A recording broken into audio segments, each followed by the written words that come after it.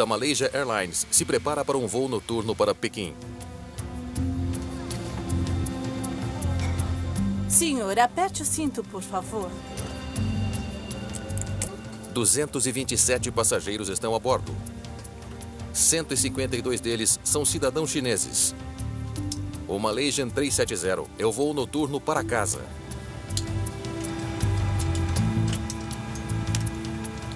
Bombas de combustível? Na cabine, Confere. o comandante Zahari Ahmad Shah está no comando. Um piloto experiente que está há 33 anos da companhia aérea. O copiloto Farik Abdul Hamid Flaps em posição. é menos experiente. Esta é a primeira vez que ele voa em um Boeing 777 sem um instrutor. Lista de verificação completa. Prontos para decolar, comandante. Ótimo. O processo de decolagem em qualquer companhia aérea comercial é um momento cheio de detalhes. Ex-piloto comercial e da Força Aérea, John Nance é um perito em segurança da aviação reconhecido internacionalmente.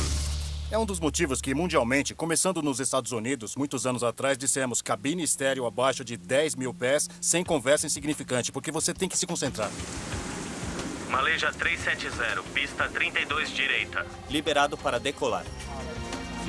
32 direita, liberado para decolar. Malaysian 370, obrigado. Por que não diz que estamos prontos para decolar? Comissários de voo queiram ficar em seus lugares para decolagem. 40 minutos após a meia-noite, o voo 370 recebe liberação para decolar. Muito bem, vamos lá. A tripulação monitora a velocidade ao acelerarem pela pista. V1. Alternar. A decolagem parece rotineira. Conforme o avião sobe, o controlador direciona a tripulação para um waypoint, ponto fixo de navegação chamado Igari. Malaysia 370, vire à direita para Igari. Ok, para Igari. Malaysia 370, obrigado. O 777 é um dos aviões mais automatizados do mundo. A tripulação pode simplesmente inserir a posição do waypoint no computador de voo. Igari inserido. Confirme, por favor. Executar. Pilotar um grande avião feito 777 é gerenciar o avião, porque não há muito mancha envolvido no voo. E sim, muito controle de uma quantidade grande e sofisticada de eletrônicos. A trajetória de voo do Malaysian 370 agora os levará pelo corredor de ar que sobrevoa o nordeste do Golfo da Tailândia, antes de continuar para Pequim. A viagem leva cerca de 6 horas. Malaysia 370. Mantendo o nível 350. 20 minutos após a decolagem, eles atingem a altitude de cruzeiro, 35 mil pés. Quando você coloca um jato enorme na altitude e em piloto automático, já estabilizou, conferiu a lista de controle, é hora de se soltar e relaxar um pouco. A tripulação vai agora monitorar o piloto automático até estarem prontos para pousar. Os controladores em Kuala Lumpur só rastrearão o avião enquanto estiverem em espaço aéreo da Malásia. Cerca de mais 20 minutos. Assim que o avião cruzar o Golfo da Tailândia, os controladores no Vietnã assumirão o controle.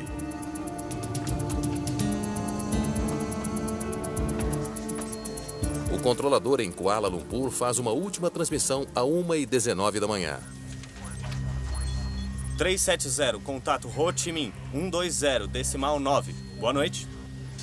Boa noite. Malaysian 370.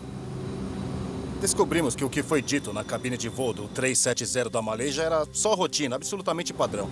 É o que os pilotos das empresas aéreas e controladores de voo dizem uns aos outros. Espera-se que a tripulação contate os controladores do Vietnã em menos de 1 minuto.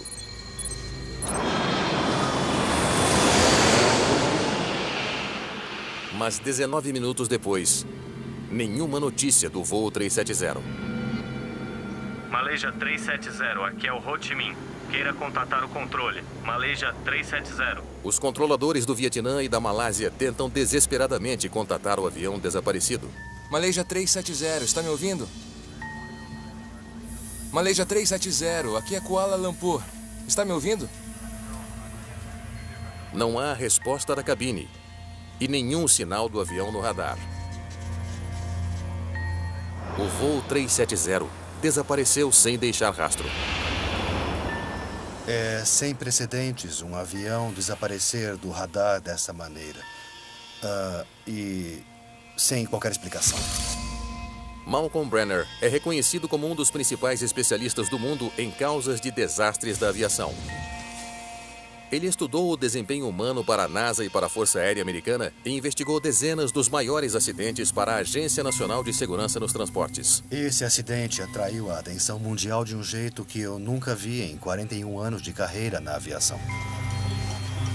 Esse provavelmente será o principal mistério na história da aviação comercial e na história da aviação, na verdade. Todos viam o caso de Amelia Earhart como o principal. Acho que esse o substitui. Senhoras e senhores da mídia, estamos muito tristes esta manhã com as notícias do 370. Familiares atordoados exigem respostas da companhia aérea. Enquanto peritos da aviação do mundo todo lutam para tentar explicar o que pode ter acontecido com o avião desaparecido. Nessa situação, é tudo considerado, incluindo desorientação, fumaça, fogo, colisão no ar, tudo. Descobrir o que causou esse desaparecimento é crucial para toda a indústria da aviação. Se for um problema mecânico, precisa ser corrigido. Se for algum tipo de brecha na segurança, precisa ser corrigido. Se houve algo errado com a carga, qualquer que tenha sido o problema, tem que ser resolvido. As autoridades da Malásia lançam imediatamente uma busca maciça pelo voo 370 da Malaysia Airlines. Austrália, Estados Unidos e China logo se juntam à busca. Nos 2 primeiros dias não tínhamos ideia do que pensar, exceto que não conseguimos achar o avião. É difícil saber onde procurar. O voo 370 desapareceu sobre o Golfo da Tailândia, onde a cobertura por radar é limitada.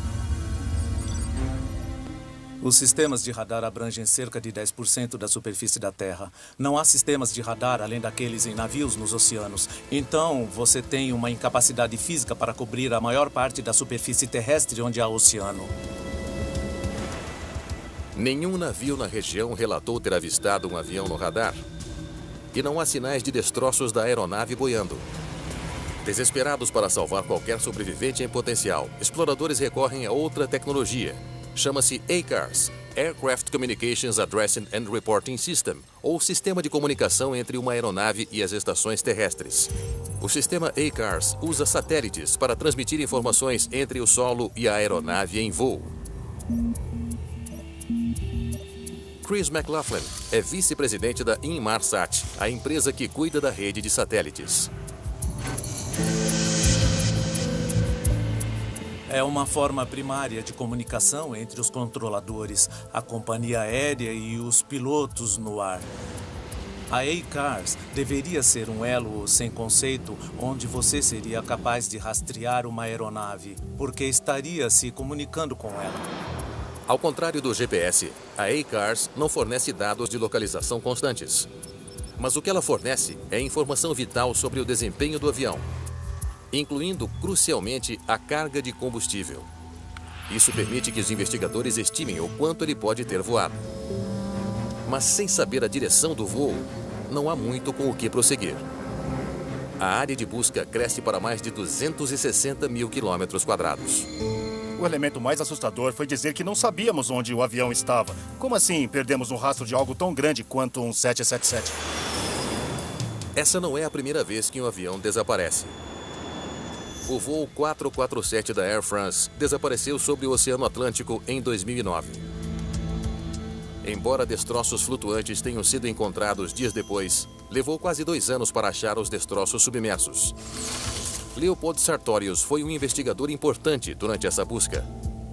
No caso da Malaysian, aparentemente a área de busca é pelo menos 3 a 4 vezes maior que a área de busca original do Air France 447, que, por sua vez, já era enorme. Os investigadores franceses acabaram concluindo que os pilotos do voo 447 da Air France cometeram uma série de erros espantosos que levaram ao acidente. Essa conclusão teria sido impossível sem a recuperação das caixas pretas do avião, que estavam no fundo do mar. O que acho que temos que fazer? Eu não sei, está caindo. Tínhamos muito mais do que os investigadores parecem ter hoje no caso da Malaysian. Mas com o que tínhamos, era muito difícil chegar a conclusões sem obter os registros de voo. Na busca pelo voo 370, não há tempo a perder. Correntes marítimas podem estar movimentando as caixas pretas, ou pior, enterrando-as sob o silt. Uma revisão cuidadosa do manifesto de passageiros pela polícia da Malásia levanta uma questão alarmante. 2 passageiros entraram no avião ilegalmente. Logo no início dos casos, concluímos que passageiros usaram passaportes roubados e que estavam no banco de dados da Interpol como passaportes roubados. De repente, parece possível que o voo 370 não tenha caído. Talvez os sequestradores tenham assumido o controle do avião. Comecei a ter esperanças, pois não parecia que havia destroços na água. Se esse não era só um sequestro, mas uma captura de reféns, e teríamos uma exigência pelos 200 e poucos reféns para serem repatriados, se certas coisas fossem feitas. Essa era a melhor esperança.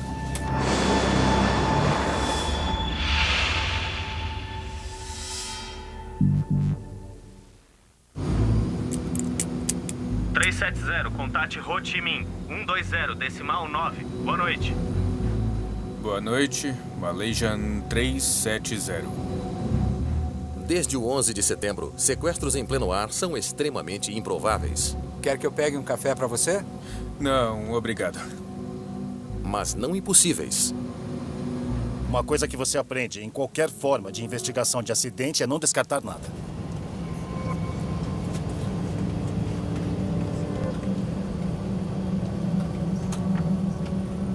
Se o comandante ou o copiloto precisarem usar o banheiro, eles têm de sair da cabine.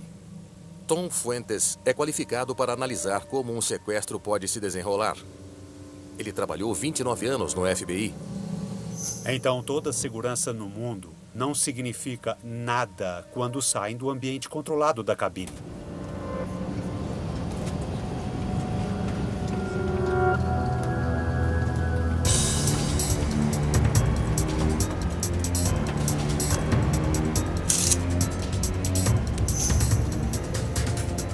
Leve-me à cabine, ou eu te mato. Está bem, está bem. Fique calmo. Não machuque ninguém. O que você quer? Abra a porta da cabine. Está bem. Agora. Está bem. A falta de qualquer exigência seria incomum, mas sequestros nem sempre seguem um esquema. O desaparecimento do voo 370 poderia ser um caso de sequestro que saiu errado? Sempre existe possibilidade de que tenha sido o plano do Malaysian, ele falhou. Que por um ou outro motivo não saiu conforme o esperado, e esse é um dos motivos de ser difícil de entender. Um sequestro que falhou aconteceu em 1996, a bordo da Ethiopian Airlines, voo 961. O Boeing 767 fazia uma viagem de rotina de Addis Abeba para a Costa do Marfim, quando 3 jovens etíopes agiram.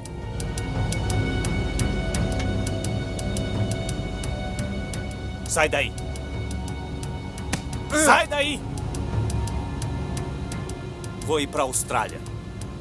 O quê? Leve-nos para a Austrália. Não temos combustível para chegar até a Austrália. Temos uma bomba. Se você não fizer o que a gente mandou, a gente vai explodir esse avião. Só temos 2 horas de combustível. Os sequestradores não acreditaram no comandante quando ele disse que o 767 estava ficando sem combustível. 3 horas depois, perto das Ilhas Comores, o jato atingiu a água a mais de 370 km por hora.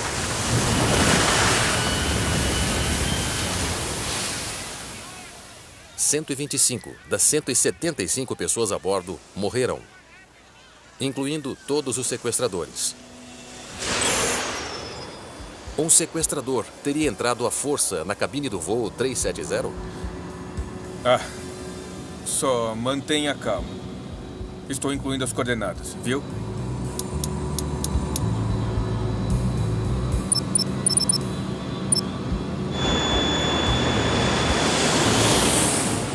Achei que havia uma possibilidade muito forte de que, se o avião tivesse feito a volta, ele poderia ter caído na floresta da Malásia ou na floresta da Indonésia. Se ele atravessou toda a vegetação até um pântano, que evitaria que o fogo fosse encontrado, seria bem fácil para um avião cair na floresta e não ser encontrado. Agências do mundo todo procuram registros de radar atrás de pistas. E então, em 11 de março... Boa noite, senhoras e senhores. 3 dias depois do desaparecimento, as Forças Armadas da Malásia liberam dados de radar que parecem sustentar a teoria de sequestro. 3 minutos depois da última comunicação por rádio, o voo 370 fez uma curva acentuada e saiu do curso. No momento em que pareceu que havia um traço vago desse avião fazendo uma curva à esquerda, logo após a última comunicação por rádio com o controle de tráfego aéreo, a possibilidade de sequestro parece real. Você faz o que eu mando ou ele morre. Essa possibilidade parece ainda mais provável quando fotos de um voo anterior com o Farik Hamid como copiloto levantam especulações de que ele não costumava manter a cabine protegida. Se você tem uma tripulação que, digamos, seja propensa a violar as regras e deixar alguém ir até lá para ser camarada, podem abrir a porta para qualquer um. Pode ser uma garota bonita, mas essa garota bonita pode também ter um cúmplice e uma arma na bolsa. Eles podiam ter uma arma pequena, de algum tipo, ou fingir ter uma arma. Eles entram lá e, sabe, eles têm o que precisam. Leve o avião para a Austrália. Ou mato vocês!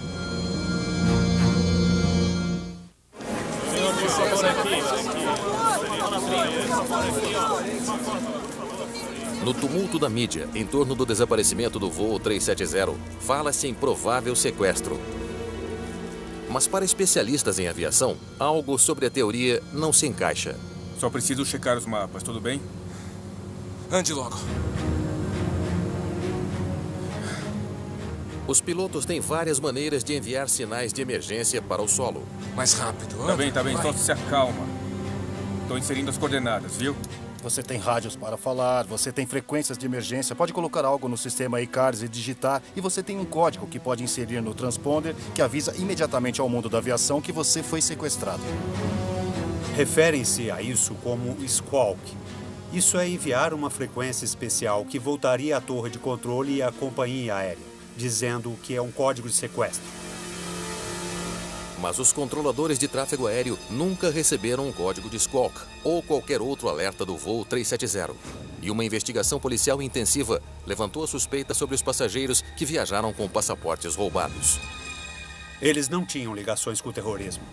Na verdade, ninguém a bordo parece ter qualquer ligação com grupos terroristas.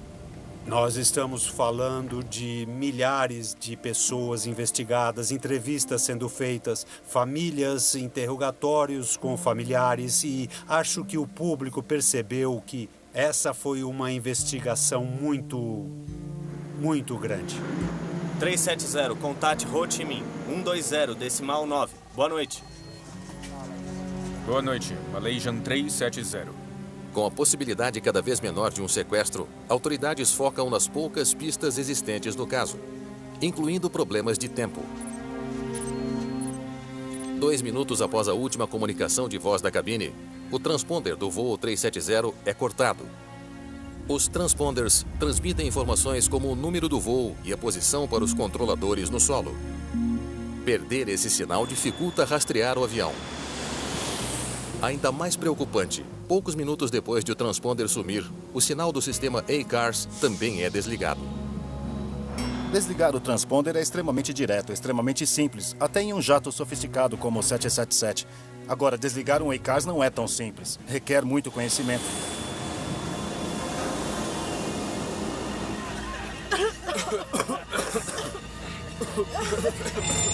Temos um incêndio a bordo. Depois de um tempo, só há 2 teorias a serem analisadas. Uma é que foi um ato proposital e a outra é que foi uma emergência. Socorro! Permaneça sentado e use isso para respirar. Estamos perdendo muitos sistemas aqui. Um incêndio a bordo é uma das emergências mais catastróficas que a tripulação pode enfrentar. O transponder desligou. Eu tenho uma falha no sistema hidráulico. Ele pode danificar vários sistemas, incluindo os eletrônicos. Perdemos o iCars. Às vezes, colocar máscaras de maneiras imprevisíveis.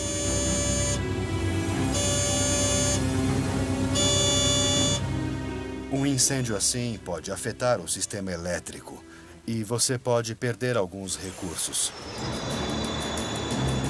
Em novembro de 1987, um 747 da South African Airways seguia para Joanesburgo. Houve um incêndio no compartimento de carga no piso principal, logo atrás dos passageiros. Quando a tripulação chegou até ele, o fogo estava intenso.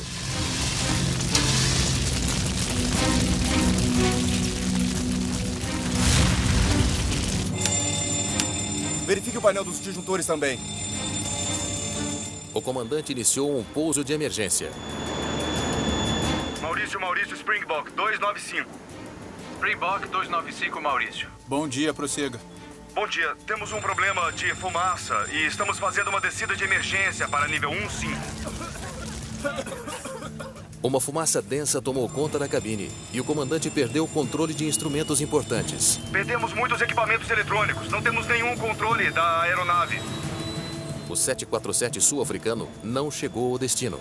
159 pessoas morreram quando o avião atingiu o Oceano Índico.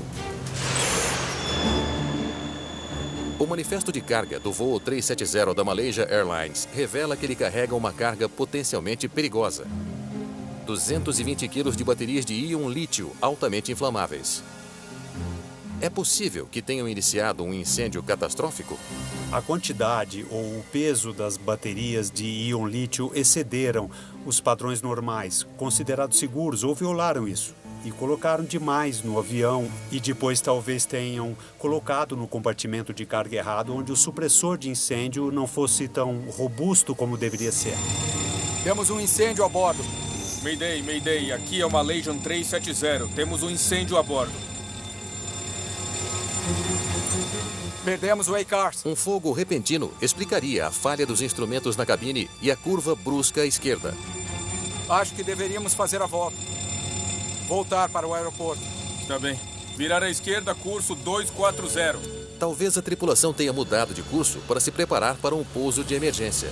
As tripulações têm oxigênio. E uma das primeiras coisas que fazem em caso de incêndio ou fumaça é colocar as máscaras. E isso lhes dá pelo menos 1 hora de oxigênio para trabalhar. Então existe essa possibilidade. Mas a teoria de incêndio tem uma falha grande. O problema principal com o cenário de incêndio pouco provável é que não houve chamado no rádio. O alarme de incêndio no compartimento de carga deveria ter soado antes de o fogo se espalhar. A primeira coisa que vou fazer é colocar a máscara de oxigênio, me certificar de que o meu colega coloque também a máscara de oxigênio. Vamos declarar emergência, daremos volta no avião imediatamente e procuraremos o aeroporto mais próximo. Há outro motivo para duvidar de incêndio no voo 370. Em Londres, um pequeno grupo de engenheiros da Inmarsat fez uma descoberta assustadora. A equipe começou a procurar no domingo e inicialmente achou algo que não podia acreditar. O que descobriram lança uma nova luz preocupante nos eventos misteriosos a bordo do voo 370. Os técnicos da Inmarsat fizeram uma descoberta impressionante. Nos dados A-Cars, eles descobriram uma série de sinais automatizados chamados de apertos de mão, recebidos do voo 370 tempos depois do suposto acidente. Isso é feito por um aperto de mão invisível ou ping entre a rede de computadores e a unidade em si. O computador A-Cars do avião continuou a responder os pings automatizados da estação Inmarsat em solo a cada hora, das 2h25 até as 8h19 da manhã. A aeronave continuou a enviar sinal de solicitação de serviço. Não por minutos após a perda, mas por 7 horas depois de desaparecer do sistema de radar. A descoberta significa que o voo 370 não caiu no Golfo da Tailândia, mas que ficou no ar por mais 7 horas. O que mudou tudo para mim e para todos foram os dados de satélite do Inmarsat. Ele disse, espera aí, o avião voou durante horas. Um voo de 7 horas torna quase impossível acreditar que um incêndio tenha derrubado o avião. Se você tem um incêndio generalizado, o avião não será capaz de voar por tantas horas. O espaço de tempo bate com os dados A-Cars anteriores sobre o consumo de combustível do voo. Decolagem ligado. Cautela máxima. Na cabine, as máscaras de oxigênio caem de repente. Para os pilotos, os alarmes não faziam sentido. E então o avião ficou mudo. 1h30 depois, a Força Aérea Grega enviou 2 caças para investigar. Eles avistaram alguém curvado sobre os controles no banco do copiloto. Mas nenhum sinal do comandante. Controle, tem uma pessoa na cabine do Helios 522. Parece estar desacordado. Eles viram alguém se mexer na cabine pouco antes do 737 fazer uma curva repentina e descer rapidamente. Conforme o avião descia acelerado, a pessoa na cabine finalmente reconheceu o caça. Mas não houve comunicação.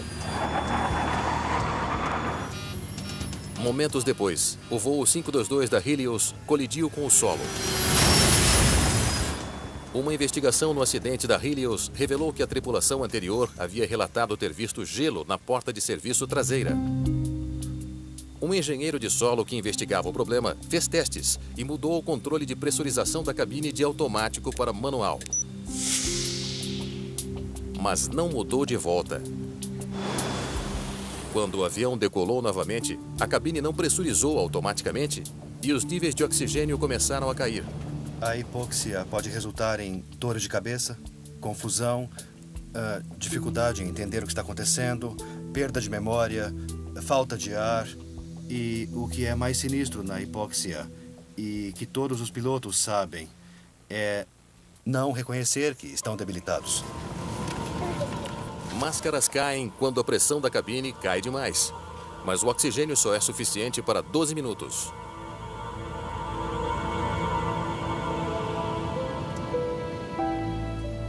Privados lentamente do oxigênio, os passageiros e a tripulação acabaram adormecendo. Todos no avião estavam inconscientes, com exceção...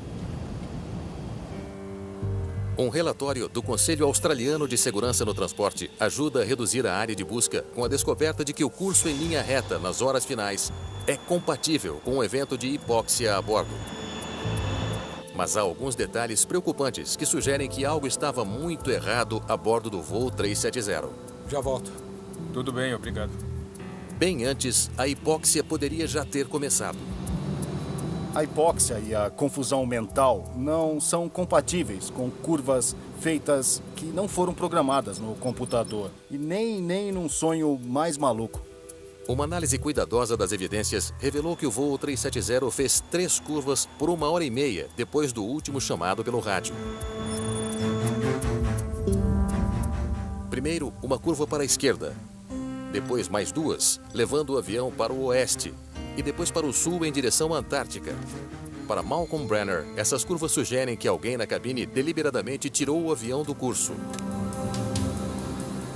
É concebível que um piloto pudesse despressurizar o avião deliberadamente, que, como parte de um esforço para sequestrar o avião ou assumir o controle por algum propósito, seria possível, de dentro da cabine, desligar a pressurização e produzir um evento do tipo do Helios. A grande questão agora é: quem fez as curvas misteriosas?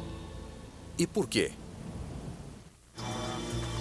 370, contate Ho Chi Minh, 120, decimal 9. Boa noite. Boa noite, Malaysian 370. Os investigadores tentam explicar uma série de curvas misteriosas feitas pelo voo 370 depois da última chamada por rádio. Que estranho. O transponder desligou. Mais alguma coisa afetada? Peraí. Agora o EICARS também. Você sempre tem que ter a mente aberta. Falhas catastróficas podem acontecer, você deve considerar isso. Se vários sistemas de voo falharam ao mesmo tempo, é possível que o problema possa ter confundido os pilotos. Essa porcaria ainda não voltou a funcionar. Vou tentar reiniciar. Espera. Me deixa dar uma olhada.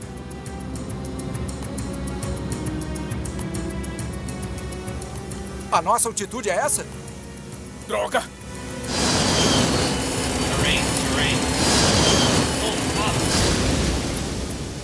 Mas considerando todos os fatos do voo 370, esse cenário não se sustenta. O 777 é projetado para ter múltiplos suportes de segurança, tornando extremamente improvável que tantos sistemas possam ter falhado, colocando o voo em perigo. A ordem é deixar esses aviões fazerem a maior parte do serviço, certificando-se de que tudo tenha suporte, incluindo o suporte. Falhas múltiplas também são difíceis de se sustentar, levando-se em conta o fato de que o avião continuou a voar por mais 7 horas. Parece não se encaixar com as evidências que temos conhecimento do voo. Para investigadores como Brenner, as evidências tornam difícil ignorar uma possibilidade rara e aterrorizante: que o voo 370 tenha sido derrubado por um ato humano deliberado. 2 sistemas diferentes apagaram, quase na mesma hora, o transponder e o ACARS. O único propósito desses sistemas é de se comunicar com o solo. E não há uma ligação elétrica óbvia que justifique os 2 se desligarem, senão por um envolvimento humano. Tudo acontece por um ato deliberado de alguém por algum motivo. Se o voo 370 da Malaysia foi derrubado de propósito, não seria a primeira vez para uma empresa aérea comercial. Há 6 acidentes nos últimos 40 anos, no mundo todo, que têm a aparência de um ato deliberado. Em vários casos, eles parecem ser impulsivos, mas em 2 casos, parece que os pilotos, embora tivessem problemas psicológicos, teriam planejado cuidadosamente e quiseram deliberadamente esconder o fato de que o que iriam fazer era um crime. Essa foi a descoberta controversa de uma equipe de investigadores americanos após o trágico acidente do voo 185 da SealCare. Serviremos o almoço em breve.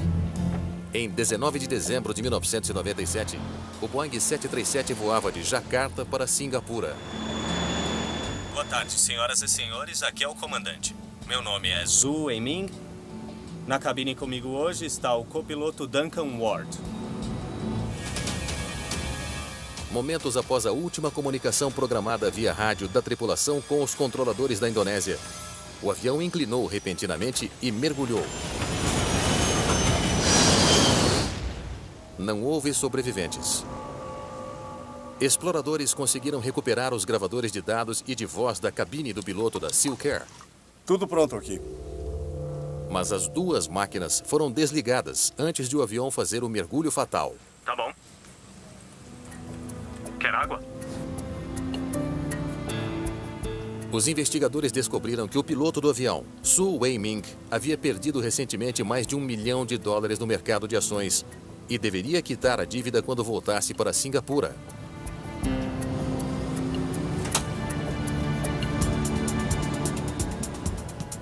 Embora os investigadores da Indonésia discordassem, os investigadores americanos acreditam que o comandante da SealCare provavelmente desligou os gravadores de voo e mergulhou o avião, matando 97 passageiros e 7 tripulantes. Malaysia 370, mantendo o nível 350. Alguns especialistas acreditam que o voo 370 também foi derrubado de propósito. Na minha mente, alguém fez isso e foi um piloto. Se foi um dos indivíduos encarregados de manter o avião seguro ou se foi alguém mais, isso não sabemos. Voando a 35 mil pés. Pode pegar um café para mim enquanto termino de checar isso aqui? Sim, comandante. O comandante do Malaysia 370 pode ter achado uma desculpa para tirar o copiloto da cabine. Já volto. Muito obrigado. O comandante do voo tem autoridade. Ele é o piloto no comando do voo. Ele pode direcionar o copiloto para voltar para a cabine por vários motivos, enquanto o copiloto não pode. Então, dentre os 2, o comandante teria mais atenção.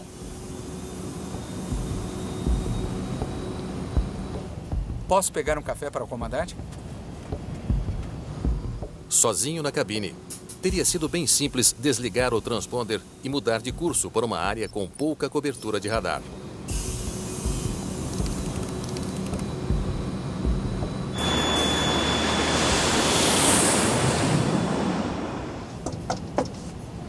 Ei, abra a porta. Alguns minutos depois, ele pode ter tentado desligar o ACARS, sem perceber que parte do sinal continuaria ligada. Tá tudo bem aí? Você não pode desligar os apertos de mão do Inmarsat sem acessar a parte eletrônica da aeronave. Isso é algo que as pessoas não saberiam como fazer. Comandante, Um piloto pode impedir que a porta seja aberta pelo lado de fora. abra a porta. E ela é projetada para ser extremamente segura quando trancada. A porta reforçada, ninguém mais entra. Bom, mal ou tanto faz. Então, se um cara bom estiver lá, eles ficam trancados. Se um cara mau estiver lá dentro, ele também estará seguro. Se o comandante do voo 370 assumisse o controle da cabine e sequestrasse o próprio avião, Comandante, abra a porta. é pouco provável que qualquer outra pessoa a bordo pudesse ter disparado um alarme. Uma comunicação de emergência da tripulação da cabine para o solo quase sempre é infrutífera por um aparelho de celular. Ei, comandante, abra a porta. E, na verdade, não há como pegar o celular, entrar na cabine e ligar para o solo. Você está sozinho na viagem. Comandante, abra a porta.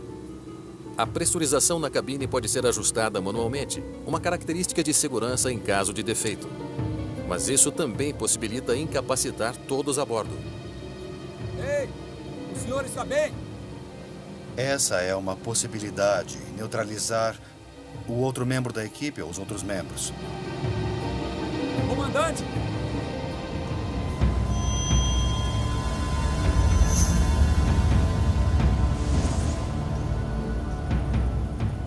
Qualquer um que não estiver no oxigênio pode ficar vulnerável.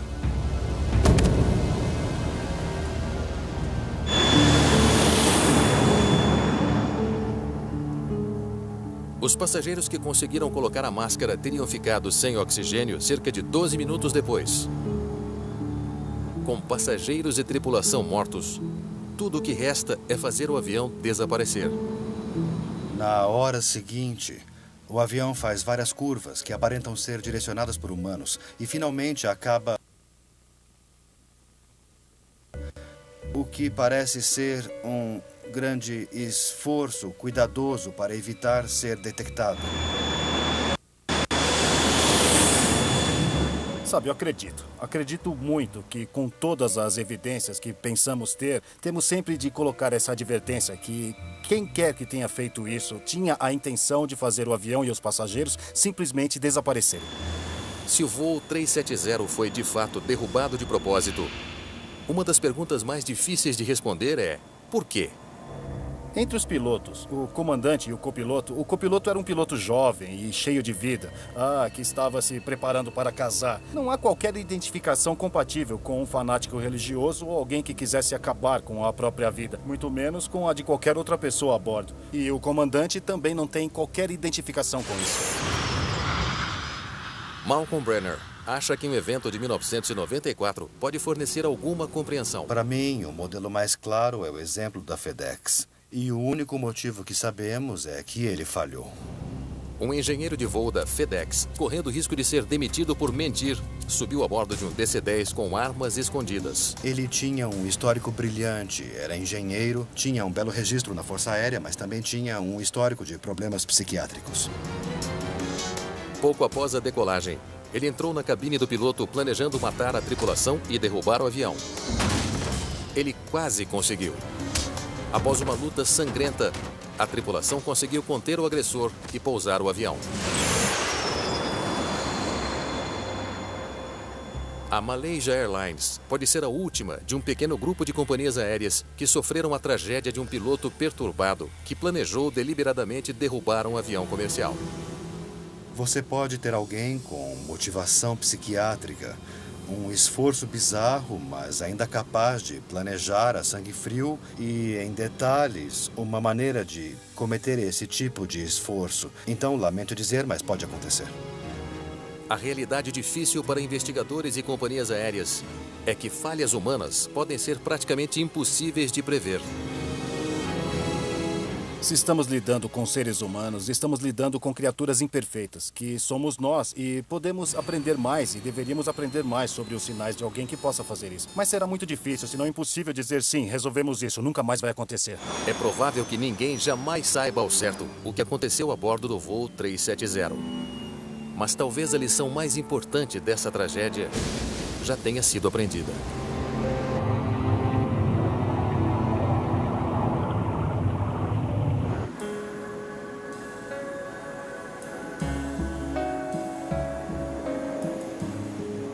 A lição que se tira do episódio é que temos de saber onde todos esses aviões estão o tempo todo. E isso é bem simples e bem barato. É só prender um GPS em um dos transmissores, que na maioria dos casos já está lá, e programá-lo para enviar a posição a cada 5 ou 10 minutos.